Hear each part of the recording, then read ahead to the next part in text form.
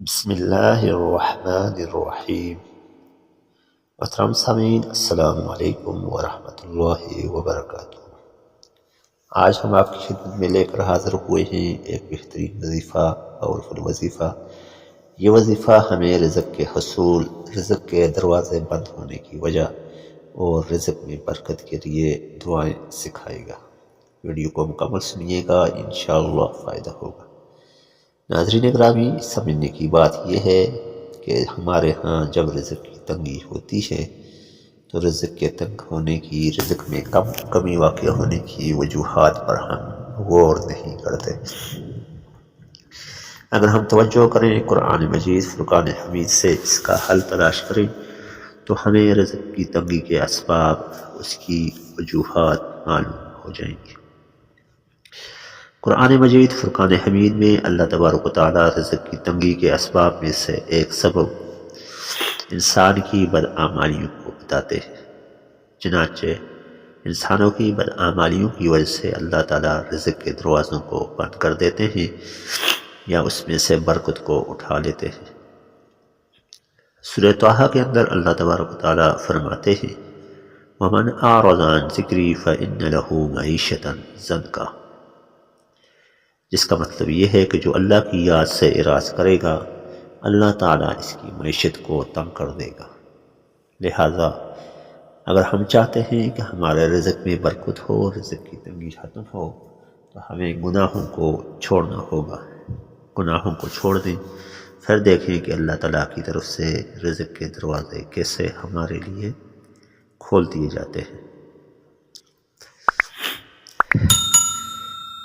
لوح محفوظ میں رزق کی تعیین یا مقدار کا ویسے بھی لکھا ہوتا ہے۔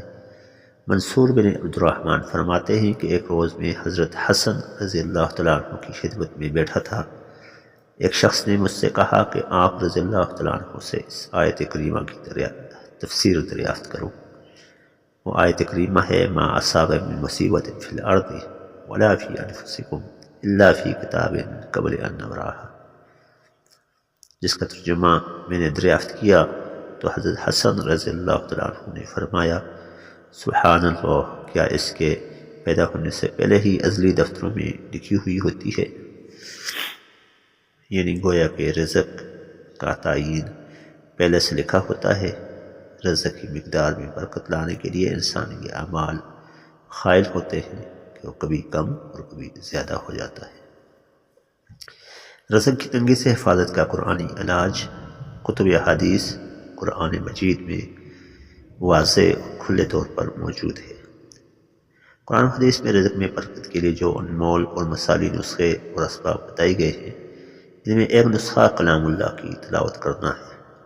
لہذا جب بھی ہم کسی بھی قسم کی پریشانی سے لاحق ہوتے ہیں، ہمیں جسمانی یا روحانی مسئلہ ہوتا ہے، تو اللہ تعالیٰ کے کلام کی تلاوت کا اہتمام کریں۔ اس کی برکت سے بے چینی، بے سکونی اور بے مروتی آہستہ آہستہ غائب ہونا شروع ہو جائے گی، کیونکہ خود قرآن مجید میں اللہ تبارک و تعالیٰ کا ارشاد ہے من قرأ، کہ جو کوئی بھی میرے ذکر کو پڑھے گا، یعنی جو کوئی بھی میرے کلام کو پڑھے گا، اس کے لیے رزق کے دروازے کھلے اور اس کے لیے تنگی، پریشانی آسودگی میں بدل جائے گی۔ ناظرین گرامی، رزق میں تنگی سے نجات کے لیے سورہ واقعہ کا علاج بھی بتایا جاتا ہے۔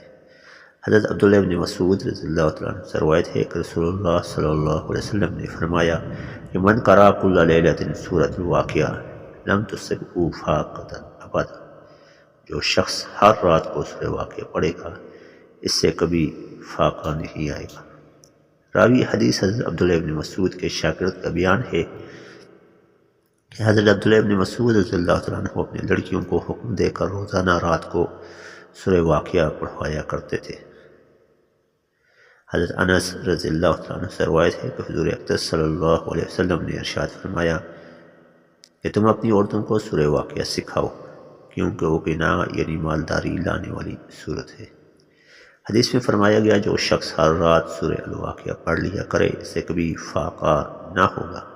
اس کے بعد والی حدیث میں فرمایا سورہ واقعہ عورتوں کو سکھاؤ، کیونکہ یہ مالداری لانے والی صورت ہے۔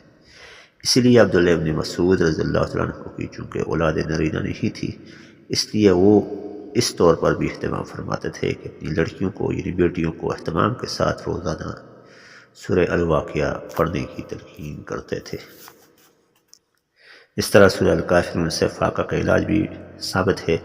حضرت جبیر بن مطعم رضی اللہ تعالیٰ عنہ سے روایت ہے، فرماتے ہیں کہ مجھ سے رسول اللہ صلی اللہ علیہ وسلم نے ارشاد فرمایا، اے جبیر، کیا تم پسند کرتے ہو کہ جب سفر پر نکلو تو اپنے ساتھیوں کی طرح ان سب میں سے زیادہ خوشحال اور بہت زیادہ فائدہ مند بن جاؤ؟ میں نے کہا، ہاں، میرے ماں باپ آپ صلی اللہ علیہ وسلم پر قربان ہو جائیں۔ چنانچہ آپ صلی اللہ علیہ وسلم نے فرمایا، قل یا ایھا الکافرون اور اذا جاء نصر اللہ والفتح اور قل هو اللہ احد اور قل اعوذ برب الفلق اور قل اعوذ برب الناس، یعنی ان 5 صورتوں کو پڑھ لیا کرو۔ ہر صورت کو بسم اللہ الرحمن الرحیم سے شروع کر کے بسم اللہ الرحمن الرحیم پر ختم کر لو تو آپ کے رزق میں برکت اور خوشحالی آئے گی۔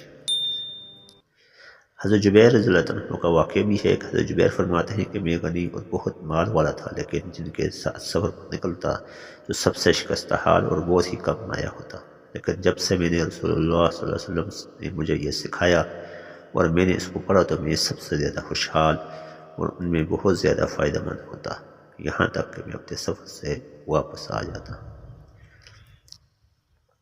حضرت سیدنا ابو درداء رضی اللہ عنہ سے مروی ہے کہ حضور صلی اللہ علیہ وسلم نے ارشاد فرمایا، ان الرزق لیطلب العبد کما یطلب اجلہ، یعنی رزق روزی بندے کو ایسے تلاش کرتی ہے جیسے اسے اس کی موت تلاش کرتی ہے۔ گویا روزی تلاش کرتی ہے، ہمیں محنت عظمت سے کام لینا چاہیے۔ اگر ہمارے رزق میں تنگی ہے، فقر ہے، تو ہمیں جزع فزع نہیں کرنا چاہیے کیونکہ اس کے نقصانات زیادہ ہیں۔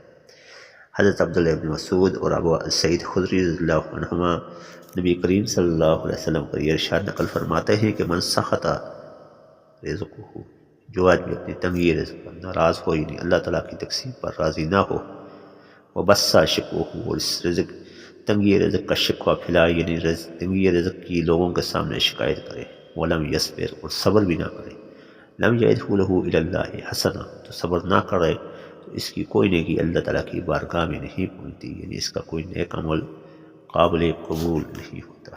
چنانچہ ہمیں جزع فزع سے بچنا چاہیے، اس طرح مایوسی سے بھی بچنا چاہیے۔ ایک حدیث میں آیا ہے کہ جب تک تمہارے سر ہلنے کی طاقت رکھتے ہیں اور تمہارے بدن میں جان باقی ہے، اپنے رزق سے مایوس نہ ہو۔ بے شک انسان ماں کے پیٹ سے ایک ننھا کمزور وجود لے کر آتا ہے، پھر خدا اسے رزق دیتا ہے اور وہ توانا آدمی بن جاتا ہے۔ ناظرین گرامی، اس طرح دنیا میں آتے ہی رزق لکھ دیا جاتا ہے۔ رزق سے بچنے کے لیے بہت سے علاج بتائے گئے۔ سب سے بڑا علاج فَقُلْتُ اسْتَغْفِرُوا رَبَّكُمْ إِنَّهُ كَانَ غَفَّارًا، کہ تم استغفار کرو، استغفار کو لازم پکڑو، بے شک اللہ بخشنے والا ہے۔ پھر فرمایا، الا بذکر اللہ تطمئن القلوب، سورہ رات کے اندر، کہ توبہ کرو، توبہ کر مالک کو خوش کر لو تو تمہاری معافی سے تمہارے رزق میں برکت آ جائے گی۔